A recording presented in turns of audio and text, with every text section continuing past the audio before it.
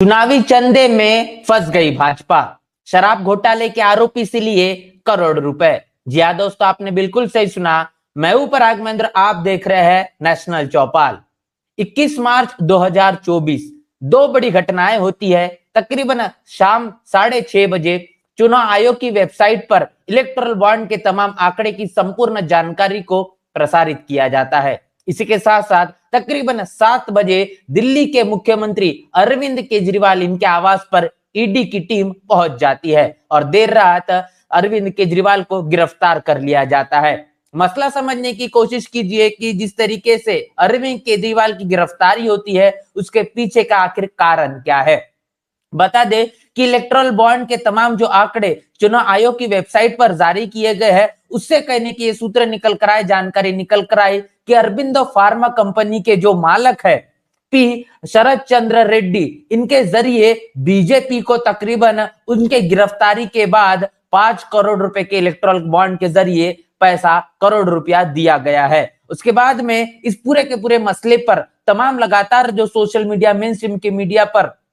अनेकों प्रकार की बातें और लोग अपनी प्रतिक्रिया देने लग गए। आखिर इस पूरे मसले को समझने के लिए इस पूरे के पूरे खबर की तह तक जाना होगा। बता दें कि दिल्ली सरकार के जरिए तकरीबन 17 नवंबर 2021 को शराब बिक्री मामले को लेकर एक आबकारी नीति लागू की जाती है। इस आबकारी नीति का मकसद ये होता है कि शराब दुकानें, इन तमाम शराब दुकानों को प्राइवेट हाथों में दिया जाए, जिसके कारण सरकार को एक बड़ा रेवेन्यू मिल पाएगा। लेकिन इस पूरे के पूरे मसले को लेकर और आबकारिक नीति को लेकर आपत्ति जताने का काम मुख्य सचिव इनके जरिए किया जाता है। मुख्य सचिव ने एक रिपोर्ट बनाई, उस रिपोर्ट को उपराज्यपाल को सौंपने का काम किया और इस मसले पर उपराज्यपाल ने प्रतिक्रिया के आधार पर सीबीआई जांच को करने का काम किया। 17 अगस्त 2022 को इस सीबीआई जांच की शुरुआत की जाती है और तमाम जो आरोपी निकल कर आते हैं, आरोपी के आधार पर बता दूं कि मनोज सिसोदिया, इसके साथ साथ 3 रिटायर्ड अधिकारी और 9 तकरीबन बिजनेसमैन और 2 कंपनियां शामिल होती है। ऐसे में जिन 9 बिजनेसमैन के नाम शुमार इस शराब घोटाले के मामले में नजर आ रहे हैं, उन 9 बिजनेसमैन में से एक नाम निकल कर आता है जो कि अरबिंदो फार्मा कंपनी के मालक पी शरद चंद्र रेड्डी इनका आता है। पी शरद चंद्र रेड्डी ने इस मसले पर किस तरीके से क्या कुछ किया, कैसे वह आरोपी निकल कर आए। बता दूं कि ईडी ने आरोप लगाया है कि ई शरद चंद्र रेड्डी इनके जरिए शराब इस मामले को लेकर, लाइसेंस को लेकर जो प्रतिक्रिया है, इस प्रतिक्रिया के आधार पर उन्होंने रिश्वतखोरी की और इस पर ही उनकी एक बड़ी कार्रवाई की गई। पी शरद चंद्र रेड्डी, इनको जिस तरीके से गिरफ्तारी की गई, इनकी गिरफ्तारी होती है 15 नवंबर 2022 को। अब मसला समझिए कि 15 नवंबर 2022 को जिस तरीके से पी शरद चंद्र रेड्डी इनकी गिरफ्तारी होती है, उसके ही महज 5 दिन बाद उनकी कंपनी अरबिंदो फार्मा इनके जरिए तकरीबन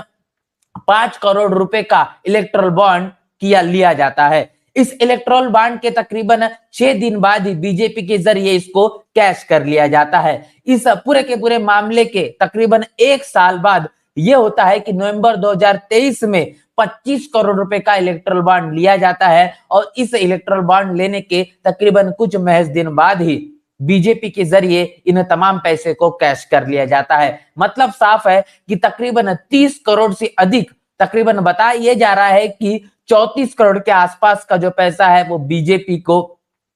पी शरद चंद्र रेड्डी इनके जरिए अरविंद फार्मा के माध्यम से दिया गया है। और एक कहीं ना कहीं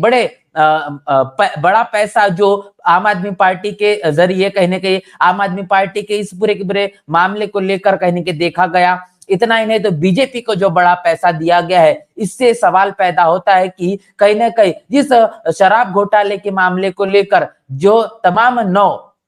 बिजनेसमैन नजर आए, उन तमाम बिजनेसमैनों में पी शरद चंद्र रेड्डी, इन्होंने बीजेपी को भी तकरीबन 30 करोड़ से अधिक पैसा देने का काम इलेक्टोरल बॉन्ड के जरिए किया गया है। आप समझ पा रहे हैं कि अगर बीजेपी अपने आप को इस बात को साबित करने में लगी हुई है कि वो कितनी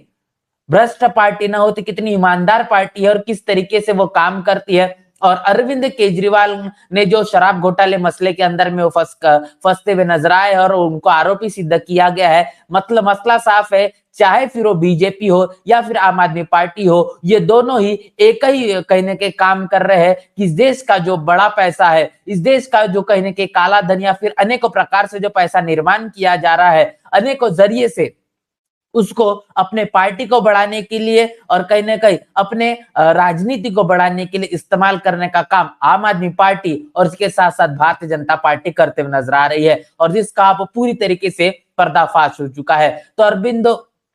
फार्मा कंपनी के मालिक पी शरदचंद्र रेड्डी के जरिए जो बड़ा पैसा बीजेपी को देने का काम किया गया है, ये मुख्य आरोपी के अंदर में कहने के अब साबित हो रहे हैं और जो सरकारी गवाह के आधार पर ही अब देखे जा रहे हैं। इसको लेकर जो गिरफ्तारी अरविंद केजरीवाल की हो पाई है, तो ईडी के जरिए जो कार्रवाई की गई है, उस कार्रवाई के आधार पर यह समझ में आ चुका है कि अरविंद केजरीवाल को आखिर गिरफ्तार क्यों किया गया है। जिस तरीके से बीजेपी हो या फिर आम आदमी पार्टी हो, ये भले ही अपने आप को एक बड़ी ईमानदार पार्टी बताती है, लेकिन इस देश का भ्रष्टाचार करने और इस देश का बड़ा पैसा गफलत में लाकर कहीं कहीं एक बड़ा पैसा दबन करने का काम इनके जरिए किया जा रहा है, जो वक्त के मुताबिक इलेक्ट्रल बॉन्ड के जरिए अब पूरी तरीके से जग जाहिर हो चुका है। इस पूरी की पूरी खबर को लेकर और आम आदमी पार्टी और बीजेपी की जो